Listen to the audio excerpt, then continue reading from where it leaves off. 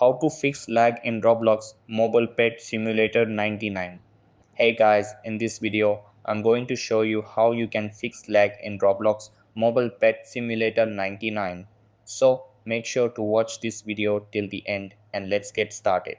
So, in order to fix lag in Roblox Mobile Pet Simulator 99, you have to follow these steps.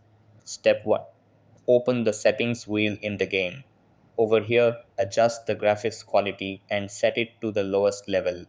This helps reduce the lag caused by registering items and effects in the game. Step 2. Turn off the Show Other Pets option in the settings. This prevents the display of pets owned by other players, which can contribute to lag. Step 3. Scroll through the settings and adjust other options. Turn off Show Boost to minimize visual effects. Turn off Show Next Area to prevent rendering farther areas. Enable Reduced Orbs to limit the display of items piling up in the game. Turn off Vibration as it's unnecessary and can help reduce lag slightly. Step 4. If you own a lot of pets, consider splitting your team between your main account and an alternate account.